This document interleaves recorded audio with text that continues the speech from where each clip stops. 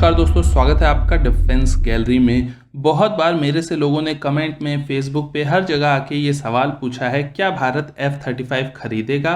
तो इसको लेके कुछ न्यूज़ आई है। तो भारत किस कंडीशन में F-35 खरीद सकता है, ये लॉकहीड मार्टिन ने एक तरीके से इनडायरेक्टली बताया है कि कब ऐसा होगा कि भारत को F-35 ऑफर किया जाएगा। भारत खरीदेगा ये नहीं खरीदेगा ये बिल्कुल भी नहीं कहा जा सकता, और मेरा ओपिनियन आप मानते हो तो मेरी ओर से ऐसा ओपिनियन है कि भारत F-35 नहीं खरीदेगा, क्योंकि इंडियन एयरफोर्स ने ऐसा बहुत बार क्लेम किया है कि इंडियन एयरफोर्स एमका पे ही फोकस कर रही है, वो किसी और कंट्री से कोई 5th जनरेशन फाइटर जेट नहीं खरीदेगी। अब बात कर लेते हैं अमेरिका से F-35 का क्या ऑफर आया है और ये कितना अजीब सा ऑफर है। अमेरिका से हमने इतनी सारी चीजें ऑलरेडी खरीद रखी हैं, उसके बावजूद आप देखिए यहाँ पे किस तरीके की बात F-35 के लिए कही गई है इंडिया को ऑफर देने के लिए। तो जो दोस्तों विलियम एल ब्लेयर, ये vice president and chief executive हैं लॉकहीड मार्टिन इंडिया के, इन्होंने क्या कहा है। इन्होंने एक इंटरव्यू के दौरान F-21 की बात की है, F-35 की बात की है, और ये एमका में क्या हेल्प करेंगे इसकी भी बात इन्होंने की है। तो इन्होंने दोस्तों कुछ कंडीशंस रखी हैं। F-21 की डिटेल्ड स्पेसिफिकेशन तो अगर आपने नहीं जानते हो आप लोग, तो मैंने बहुत पहले, 1 साल पहले वीडियो बनाई थी, आप उसको लिंक में दे दूंगा आई बटन पे, आप देख सकते हैं। यहाँ मैं आपको एक ओवरव्यू देता हूँ। तो F-21 दोस्तों एक ऐसा फाइटर जेट है जो कि F-16 जो इसको लॉकहीड मार्टिन ने बनाया है और काफी सक्सेसफुल फाइटर जेट है F-16, तो उसका एक अपग्रेडेड मॉडल है F-21, जो कि लॉकहीड मार्टिन का ये कहना है कि इन्होंने स्पेशली भारत के लिए ही इसे डिजाइन किया है। इसमें अनडाउटेडली कुछ बदलाव भी उन्होंने ऐसे किए हैं जो कि F-16 के किसी मॉडल में नहीं है। तो उनका कहना यहाँ पे ये है कि अगर भारत F-21 खरीद लेता है तो ये आगे के लिए भारत का रास्ता क्लियर करेगा कि भारत को F-35 भी ऑफर हो। उनके हिसाब से ये है। तो उन्होंने ये कहा है, तो ऐसे हवा हवाई तो नहीं कहा होगा। ऑब्वियस है कि कुछ उनके दिमाग में बातें रही होंगी, उनके साथ कोई ऐसे डिस्कशंस उनकी कंपनीज में हुए होंगे जिसके दम पे उन्होंने ये बात कही है। तो आप बताइए कि जिस कंडीशन में हमें ऑलरेडी हम डायरेक्ट F-35 ले सकते हैं, तो हम F-21 के थ्रू क्यों जाएंगे। कोई भी कंट्री आप बताइए, अगर आज से 10 साल 15 साल पहले हमने F-16 ले लिया होता तो बात और थी, लेकिन आज जबकि 2020 खत्म होने वाला है, आज हम ऑर्डर करेंगे F-21 का, तो F-21 हमें मिलेगा 3 साल 4 साल बाद, और उसके बाद फिर हम एलिजिबल हो पाएंगे इसके कि हम F-35 ऑर्डर करेंगे, यानी कि 2030 तक हम F-35 ऑर्डर करेंगे और वो फिर हमें मिलना शुरू होगा 2031, 32, 33 यहाँ तक। तो हम बेवकूफ तो है नहीं कि इस केस में हम F-35 लेंगे, क्योंकि भारत ने खुद ही 2028 में प्लान करके रखा है कि हम एमका का प्रोडक्शन शुरू कर देंगे। 2024-25 तक हमारा जो एमका का फर्स्ट फ्लाइट है वो हो जाएगा। ऑब्वियसली आप में से कई लोगों को इसको लेके डाउट होगा। हमारी सरकारी व्यवस्था ऐसी होती है, तंत्र ऐसा है जो काफी डाउट क्रिएट करता है, तेजस में जैसा हुआ। लेकिन कोई बात नहीं, अब धीरे धीरे चीजें सुधर रही हैं। मैं आपको अक्सर अपने वीडियोस के थ्रू स्वदेशीकरण के बारे में बताता हूं कि क्या स्वदेशीकरण हमारे देश में कितनी तेजी से हो रहा है, प्राइवेट इंडस्ट्रीज ग्रो हो रही हैं डिफेंस के फील्ड में, तो उसका फायदा हमें मिलेगा। लेकिन आप बताइए कि इस कंडीशन में F-21 को तो बिल्कुल कहीं से MMRCA में जीतने का चांस बनता ही नहीं है, इनके इस तरह की कंडीशन की वजह से कि जब हम F-21 लेंगे तो ये F-35 हमें ऑफर करेंगे।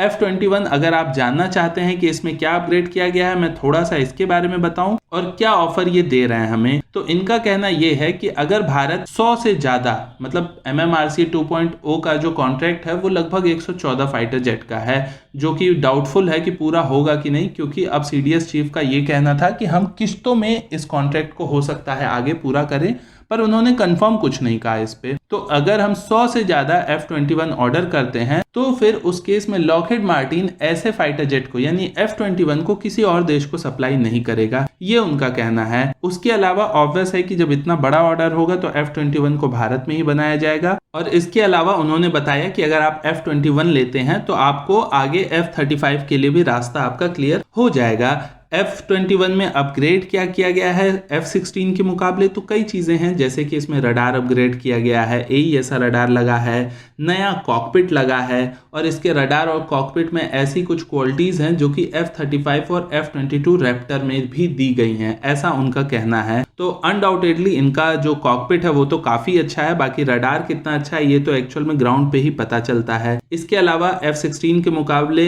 IRST सेंसर अच्छा है, इसमें ट्रिपल मिसाइल लॉन्चर एडाप्टर लगा हुआ है, तो उसकी वजह से क्या होगा, जहां F-16 में आप एक एयर टू एयर मिसाइल ले जा सकते थे, यहाँ पे आप 3 एयर टू एयर मिसाइल ले जा सकते हैं। तो F-21 40% ज्यादा एयर टू एयर मिसाइल ले जा सकता है F-16 के मुकाबले। उसके बाद अगर भारत F-21 खरीदता है तो लॉकहीड मार्टिन जो ग्लोबल सप्लाई है F-16 के विंग्स का वो भारत में बनाएगा, यानी कि दुनिया में जितने भी F-16 उड़ रहे हैं उनके अगर विंग्स को रिपेयर करना होगा, उसे चेंज करना होगा, तो उसके लिए भारत के यहाँ से सप्लाई होगी। तो भारत में एक इंडस्ट्री डेवलप होगी अगर लॉकहीड मार्टिन इतना बड़ा इन्वेस्टमेंट यहाँ पे करता है। तो ये सारी चीजें उन्होंने बताई हैं। इसके अलावा जो इंजन की बात है उसके बारे में तो उन्होंने कोई बात ही नहीं की है कि इंजन की टेक्नोलॉजी के लिए वो क्या कर सकते हैं, क्योंकि ऑब्वियस है लॉकहीड मार्टिन का तो इंजन है नहीं, इंजन F-35 में लगा हुआ है प्रेट एंड विटनी का, तो उसके लिए वो कुछ नहीं बता पाएंगे। एमका में हेल्प की बात की जाए तो उन्होंने कहा है कि अभी इसके बारे में कोई बात ही नहीं हुई है, तो इंडियन गवर्नमेंट जिस हिसाब से या इंडिया के लोग जिस हिसाब से हमसे हेल्प मांगेंगे हम उस हिसाब से जो टेक्नोलॉजी हमारे पास है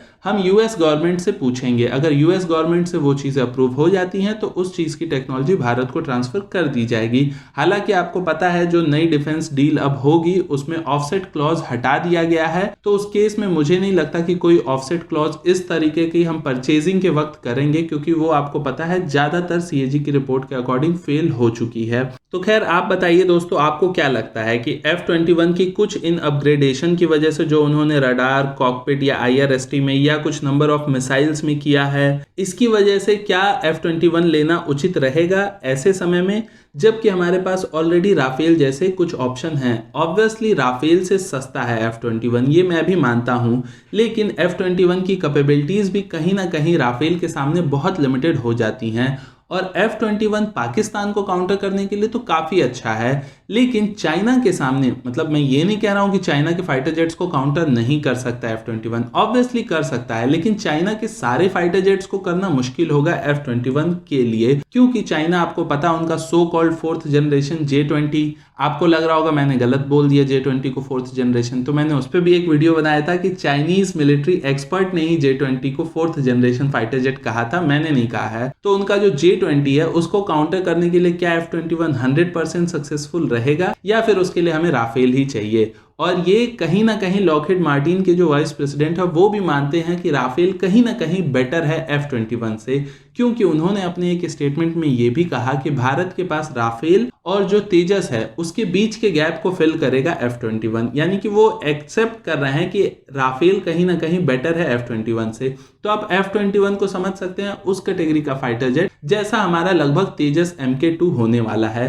तो तेजस MK2 पे मुझे लगता है ज़्यादा फोकस करना चाहिए, और फिलहाल के लिए तो बस आप राफेल ही 2-3 स्क्वाड्रन और लेके मामला खत्म कर सकते हैं, और तेजस MK2 पे काम अच्छे से करना चाहिए। अगर हमारा उसका स्पीड अच्छा हुआ, हम जल्दी डेवलप कर ले गए, तो हमारा सारा काम तेजस MK2 से ही हो सकता है। तो आपका क्या कहना है इस बारे में आप जरूर बताइएगा दोस्तों। F-21 का ये ऑफर आपको कैसा लगा? और F-35 की भी अब हमें जरूरत नहीं पड़ेगी अगर हम एमका पे सीरियसली काम करते हैं, क्योंकि अगर ये कंडीशन है हमें F-35 अगर 2030-2035 तक मिलेगा तो कोई मतलब ही नहीं बनता है कि हम F-35 के बारे में सोचे भी। आपका क्या कहना है? आप अपने सुझाव को कमेंट सेक्शन में जरूर लिखिएगा। मैं मनीष मिलता हूं आपसे अगले वीडियो में। नमस्कार, जय हिंद।